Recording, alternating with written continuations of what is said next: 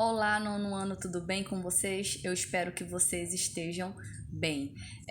Gente, hoje nós vamos dar continuidade às nossas atividades. Na aula passada eu pedi para vocês fazerem a atividade até a página 8 do livro didático.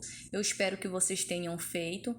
Poucos alunos entraram em contato comigo, poucos enviaram a foto. Tá bom? Mas eu espero que você esteja acompanhando as aulas, até porque eu entendo a situação, eu sei que a internet tá difícil para todo mundo, a energia também tá uma situação caótica mesmo.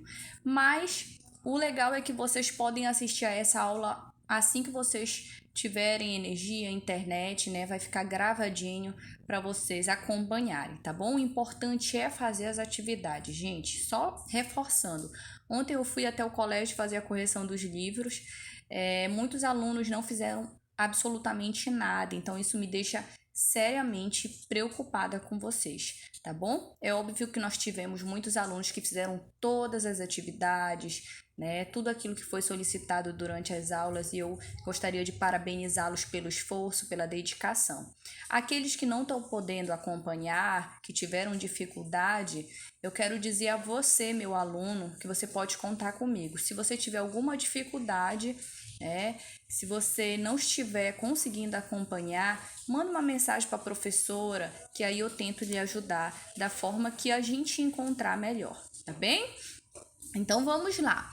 Na aula passada nós começamos a falar sobre discurso, nós já falamos muito, né? Falamos um pouco sobre discurso expositivo, discurso persuasivo, né?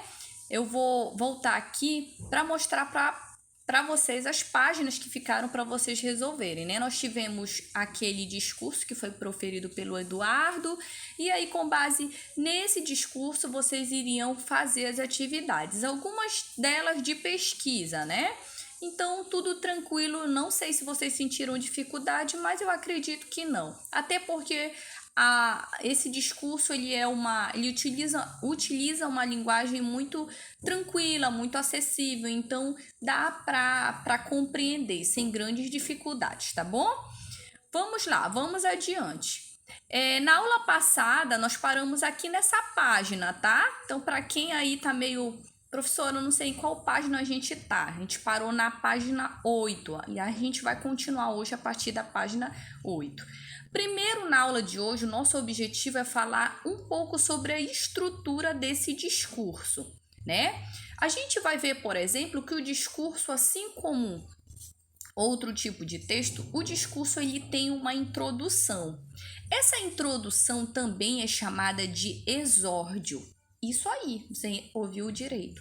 Exórdio, muito bem, tá? Aí você, nossa, professora, uma palavra diferente, né? Realmente é diferente, mas ela corresponde à introdução de um discurso, tá bom?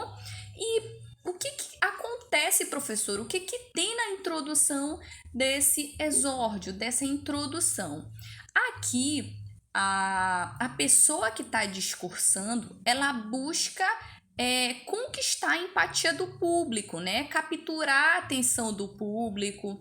Por isso que ele é tão importante, né? E principalmente planejar essas palavras. Então, já que o seu objetivo ali é capturar a atenção, é chamar a atenção, é conquistar a empatia do teu público, então é importante você planejar aquelas palavras, tá bom?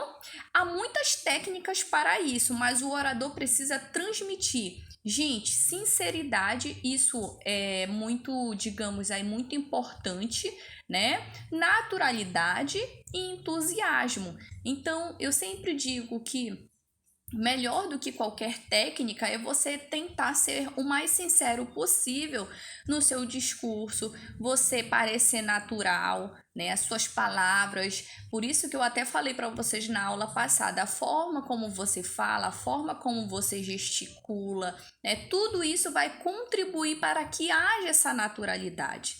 E o entusiasmo, né, gente? Isso é importante em qualquer tipo de discurso. Imagina, por exemplo, eu estou aqui gravando a aula para você, eu tô dando uma aula assim devagar, né? Eu tô assim meio desanimada. É óbvio que eu vou transmitir isso para você, meu espectador, você que está me assistindo. Mas se eu estou entusiasmada, se eu estou alegre, eu consigo transmitir isso para você também. Eu sempre digo que é o que nós chamamos de estado de espírito. Tem dias que a gente realmente, gente, acontece, a gente tá mais triste, tem dias que a gente tá mais para baixo mesmo, tem dias que a gente tá mais alegre, mais animado, mas é isso que a gente acaba transmitindo. Por isso a importância da gente se manter em um discurso animado, entusiasmado, para que as pessoas elas consigam captar aquela energia positiva da gente, tá bom? A proposição, não é preposição lá, tá? Não vai confundir. Tem gente que confunde, mas não tem como confundir, tá? As palavras elas são parecidas, mas elas têm significados diferentes. A proposição de um discurso é também chamada um complemento da introdução, né? Ela é, digamos ali, uma complementação da introdução. E para que serve essa proposição? Essa proposição, ela vai, uma das frases nas quais o orador ele vai deixar claro ali o assunto que ele desenvolverá. A gente pode dizer que a proposição ela é o assunto daquele discurso. Então é importante você deixar claro, você deixar evidente. Por quê, professora? Porque se você está priorizando captar a atenção do teu público, chamar a atenção dele, fazer com que ele se envolva, é importante você falar o assunto daquele discurso, senão você vai ficar discursando, falando, e você não chega no assunto. Aí no final você vai, como espectador, vai parar e vai pensar assim, mas qual foi o assunto do discurso? Né? Que às vezes isso acontece com a gente, por exemplo, quando você vai ver um discurso, às vezes você vê um discurso, é bonito, mas o assunto não existe. Por quê, professora? Porque a proposição, o assunto não ficou claro. Então é importante deixar claro logo nos parágrafos iniciais, depois, é claro, do exórdio, que é a introdução, essa proposição, esse assunto que você vai tratar no seu discurso, tá bom? Nessa proposição, pode também conter justificativas para tratar do tema em questão e também incluir um aviso a respeito das partes que comporão a apresentação. Informar a organização do discurso ajuda a plateia a ficar mais paciente a seguir a linha de raciocínio do apresentador, né? Então, é uma forma de organização. Eu até falei para vocês na aula passada, se vocês assistiram, vocês devem estar fazendo as relações, que o discurso ele é algo planejado, né? É óbvio que vão existir discursos, digamos aí, sem muito planejamento, mas em geral os discursos são textos planejados e organizados. Por quê, professora? Porque justamente para isso, para manter, fazer com que a pessoa, a plateia ali que está ali ouvindo, ela consiga, né, gostar do seu discurso, ela consiga acompanhar, né? Então, é muito importante que haja esse planejamento. As palavras, elas devem ser pensadas, elas devem ser organizadas, tá bom? E aí, obviamente, né, para fazer também com que a plateia aí consiga ficar mais paciente. Por quê, professora? Porque a plateia ela vai acompanhar, né? É como se fosse algo ali, digamos, planejado. Então, você vai falando o que é que vai acontecer durante aquele discurso, né? Durante aquela cerimônia e tudo mais. Então, a plateia ela já vai ficando mais paciente, ela já vai sabendo que depois de uma coisa vem a outra, né? E aí é óbvio que isso vai contribuir bastante para o sucesso do discurso, tá bom? Vamos lá, meus amores, eu falo muito, né? Às vezes eu tento ser muito sucinta, mas eu gosto muito de falar, então é meio complicado. Vocês me entenderão. Aí a gente vai ter a apresentação do assunto central no discurso, né? É o que a gente vai dizer que é o desenvolvimento do discurso, né? Aquele momento, assim, muito importante. Por quê, professora? Porque neste momento, o orador lhe cumpre as promessas que ele fez na introdução do discurso. Se o objetivo é persuadir o público, o ideal de se fazer é expor argumentos lógicos, relatar exemplos e experiências, sempre tem em mente a aproximação do público. Então, o discurso, gente, ele é um texto que ele vai sempre buscar a aproximação do público. Ele sempre vai tentar ali, de alguma forma, captar a atenção daquela plateia, tá bom? E aí, como eu falei para vocês, persuasão não é algo muito fácil, né, professora? Não, não é fácil. Mas você consegue, professora? Sim, desde que você lance mão de exemplos, né, de argumentos lógicos. Então, se o seu objetivo em um discurso é a persuasão, tenha em mente que você com certeza terá que argumentar durante o seu discurso, tá bem? Vamos avançar?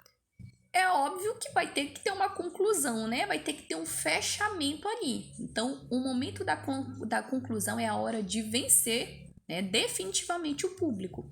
Para tanto, é preciso evitar frases que não contribuem para o discurso, como era isso que eu tinha para dizer e etc, né? Então, algumas construções a gente sempre diz na língua portuguesa que assim, algumas construções elas acabam beneficiando o seu falar, o seu convencer, algumas acabam prejudicando de forma incrível, tá? Então, nada de frases clichês, assim, essas coisas prontas. Por quê, professora? Porque isso não convence o público. O público, ele quer ver algo novo, ele quer ver algo natural. Então, não inventa coisa que todo mundo fala aí, porque não pode não dar certo, tá bem? Como eu falei no início, né? Sempre opta pela naturalidade, pela espontaneidade, que aí com certeza vai fazer com que você ganhe aquele discurso, tá bom? Meus amores, a gente vai ter atividade, mas eu não posso me estender muito porque fica muito difícil para carregar a aula, gente. Vocês sabem, a nossa internet não está das melhores. Então, vamos lá. O que eu quero chamar a atenção para vocês aqui para finalizar a aula de hoje é sobre os tipos de discursos, né? A gente vai ter, por exemplo, os discursos expositivos, né? Que são aqueles tipos de discurso que busca explicar um conceito, um processo, né? Muito comum em palestras ou até mesmo em aula, né? O persuasivo, que é aquele que busca o convencimento do público, né? A mobilizá-lo para determinadas ações. Costuma ser feito por líderes religiosos ou políticos, né? E a gente vai ter também os discursos cerimoniais, né? Que a gente de vez em quando vai em uma formatura, vai chegar a formatura de vocês também, né? Vocês vão se deparar com esses discursos, tá bom?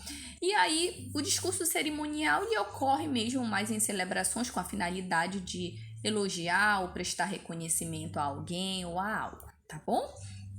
E aí, gente, aqui nós vamos ter, por exemplo, a questão 10 que diz assim: nos Estados Unidos é tradição personalidades importantes serem convidadas para proferir discursos de aconselhamento e encorajamento aos formandos.